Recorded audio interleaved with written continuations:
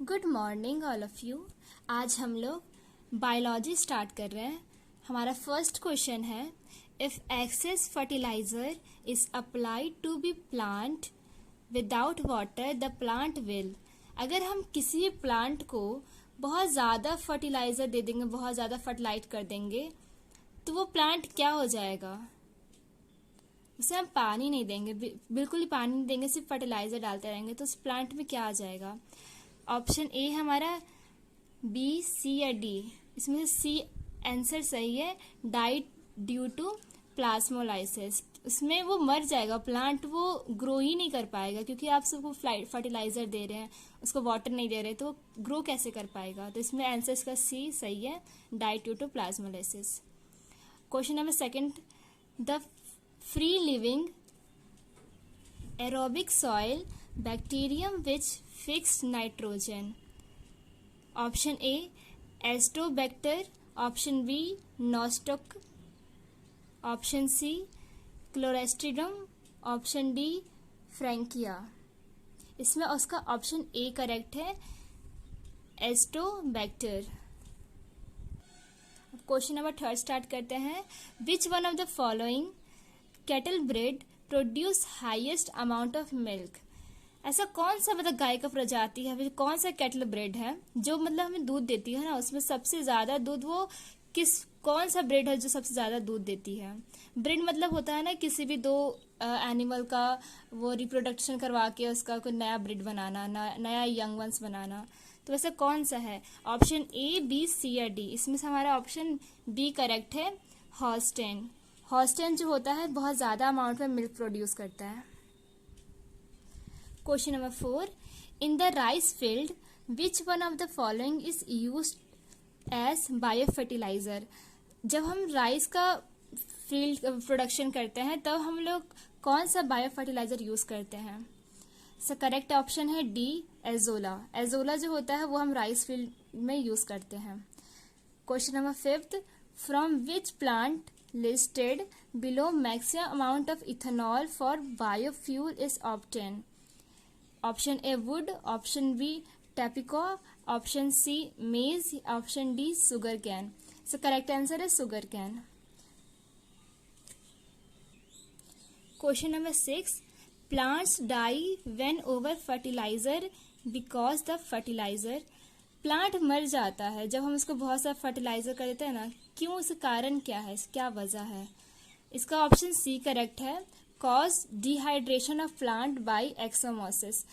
इसका ना डिहाइड्रेट होता है, कैसे इंसान बिना पानी के डिहाइड्रेट हो जाता है, पानी कमी हो जाती है, वैसे प्लांट्स में भी होता है। जब उसको बहुत ज़्यादा फर्टिलाइज कर दोगे आप उसे, और वाटर नहीं दोगे, वाटर की कमी हो जाएगी, इसके कारण वो मर जाता है।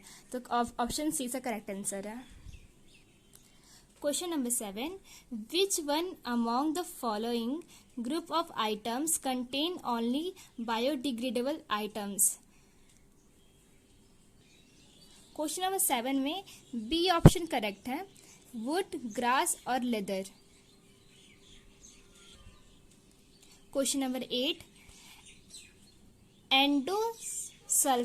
एंडोसल्फेन which has been in news this day is an. हमें बताना है जो एंडोसल्फिन हो रहा है ना वो क्या है वो। तो इसका करेक्ट आंसर है पेस्टिसाइड्स, पेस्टिसाइड है वो, ठीक है। A option is correct option. Question number 9, which one among the following industries produce the most non degradable wastage. हमें बताना है कि कौन सा इंडस्ट्री है ना जो नॉन बायोडिग्रेडेबल वेस्ट को बहुत ज़्यादा प्रोड्यूस कर रहा है, कौन सा ऐसा इंडस्ट्री है। इसका ऑप्शन नंबर ए करेक्ट है, thermal power plants. Question number 10, which one of the following is not biodegradable. Option B है करेक्ट ऑप्शन, सिल्वर फॉइल होता है, ये नॉट बायोडिग्रेडेबल आइटम है, okay. Question number 11, which one of the following plants is used for green manuring in India। इसका option B correct है, सनन hemp है ना, इसका करेक्ट आंसर है। इंडिया में ग्रीन मैनोरिंग करने के लिए सननहैम का यूज किया जाता है। अब हम क्वेश्चन नंबर 12 पे आते हैं। Which among the following are the most important raw material for manufacturing of soap. Soap को बनाने के लिए कौन सा रॉ मटेरियल चाहिए होता है, कौन सा मटेरियल चाहिए होता है, वो बहुत इंपॉर्टेंट होता है। Option A is correct option. हमें फैट्स चाहिए होता है और कॉस्टिक एल्कली चाहिए। शॉप को बनाने के लिए सबसे इंपॉर्टेंट रॉ मटेरियल यही होता है।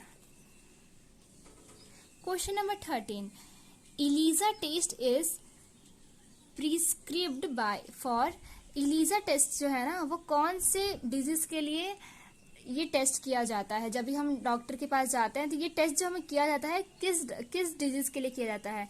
एड्स के लिए, कैंसर के लिए, टाइफाइड के लिए, पोलियो के लिए। तो इसका करेक्ट आंसर है डी, एड्स के लिए किया जाता है। इलीजा टेस्ट एड्स के लिए किया जाता है। ओके, अब क्वेश्चन नंबर 14 पे आते हैं। क्वेश्चन नंबर 14 कह रहा है restriction enzymes are those enzymes that can resistant exam जो होता है ना, ये कौन सा एग्जाम होता है। रजिस्टेंट एग्जाम ये रोकने का काम करता है, ठीक है। तो हम किसी भी एंजाम को कैसे रोक सकते हैं। हम किसी भी कहीं से हम कट कर देंगे तो वो आ नहीं पाएगा, वहां से हम सप्लाई कट कर देंगे तो वो चीज वहां से आ नहीं पाएगा।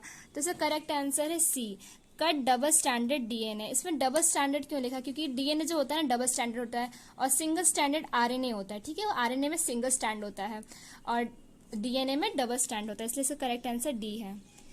क्वेश्चन नंबर 15 पे आते हैं। क्वेश्चन नंबर 15 कह रहा है कि which one among the following is the chemical scissor.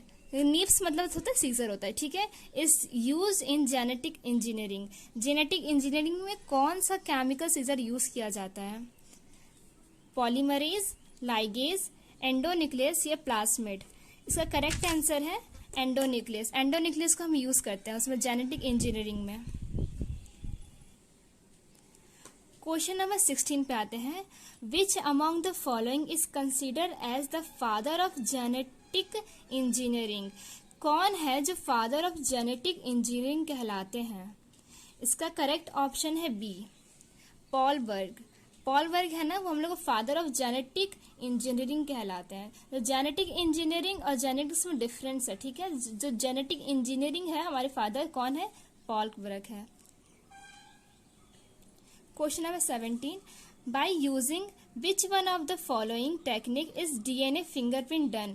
हम जब डीएनए किसी चीज का फिंगरप्रिंट लेते हैं, जैसे कोई मर्डर केस हो गया, कुछ हो गया, तो उसमें हम लोग फिंगरप्रिंट लेते हैं और डीएनए फिंगरप्रिंट लेते हैं किसी की, अगर समझ लो किसी का बेबी चेक करना है कि सच में उसी का है बेबी, ये सब है, तो वो सब चेक करने के लिए हम क्या चीज, कौन सी टेक्निक यूज करते हैं।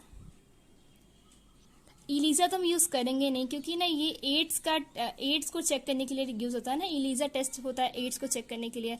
तो 17 का करेक्ट आंसर है डी, साउथर्न बॉल्टिंग।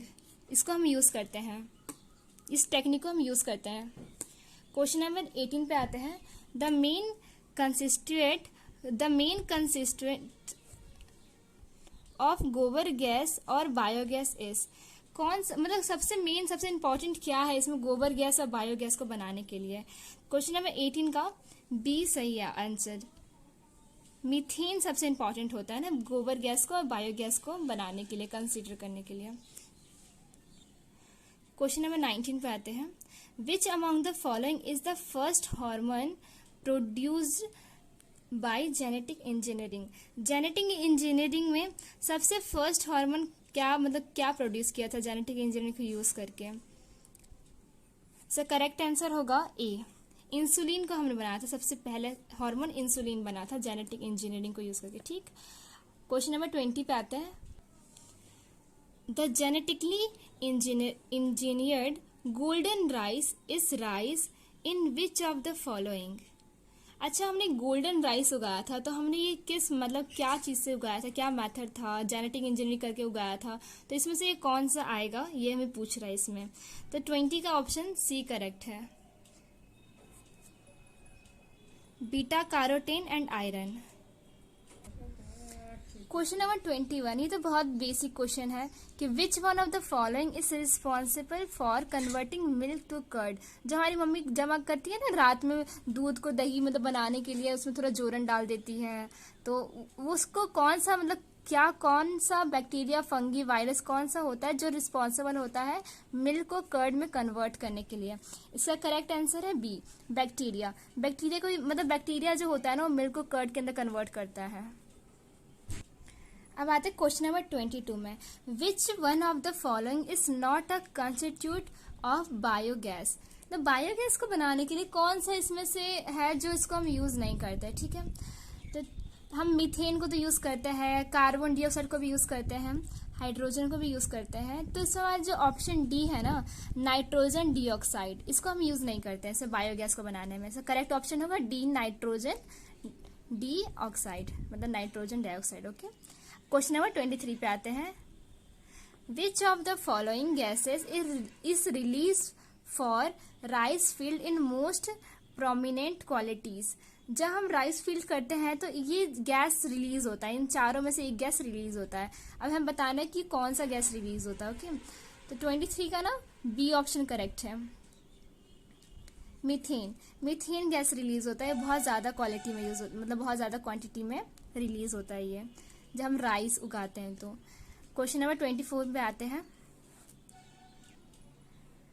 द माइक्रोन्यूट्रिएंट्स मतलब ज्यादा न्यूट्रिएंट्स में, ठीक है, the micronutrients provided by inorganic fertilisers are. इसमें बताना है कि इनऑर्गेनिक फर्टिलाइजर में सबसे ज्यादा न्यूट्रिएंट्स कौन सा यूज होता है, ठीक। 24 का डी ऑप्शन करेक्ट है, नाइट्रोजन, फॉस्फोरस एंड पोटेशियम, ये बहुत ज्यादा यूज किया जाता है इनऑर्गेनिक फर्टिलाइजर को बनाने के लिए। क्वेश्चन नंबर 25 पे आते हैं हम, ये हमारे वीडियो का सबसे लास्ट क्वेश्चन है 25। अगर आपको ऐसे और वीडियोस चाहिए तो आप सब्सक्राइब कीजिए, कमेंट कीजिए मुझे। और अगर आपको कोई डाउट हो या फिर कोई मैंने आंसर कोई गलत किया हो या फिर आपको कोई समझ नहीं आया हो, उस आंसर का एक्सप्लेनेशन चाहिए हो कि ये इसका आंसर कैसे आया, तो आप मुझे कमेंट कीजिए, मैं इस पर और वीडियो बनाऊंगी। और ऐसे बायो का वीडियो, केमिस्ट्री, फिजिक्स, जैसा आपको वीडियो चाहिए आप बताइए मुझे कमेंट्स पे, जीके, मैथ्स जो चाहिए, एमसीक्यू बेस्ड, पैरामेडिकल को लेके, मेडिकल, नर्सिंग, जैसे भी आपको चाहिए वीडियो मुझे कमेंट्स कीजिए, मुझे फॉलो कीजिए, सब्सक्राइब कीजिए। चलो ठीक है, क्वेश्चन नंबर 25 पे आते हैं हम लोग, विच one among the following groups of items contain only biodegradable item. इसमें बताना है कि कौन सा ग्रुप ऑफ आइटम है जो सिर्फ बायोडिग्रेडेबल आइटम को कंटेन करता है, ठीक है। आंसर नंबर इसका डी ऑप्शन करेक्ट है, काउ डंग, ये सब ही होता है ना जो बायोडिग्रेडेबल आइटम कंटेन करता है। तो थैंक यू। अगर आपको कोई डाउट हो, कोई प्रॉब्लम हो तो मुझे बताइए। Thanks for watching this video. Okay, bye.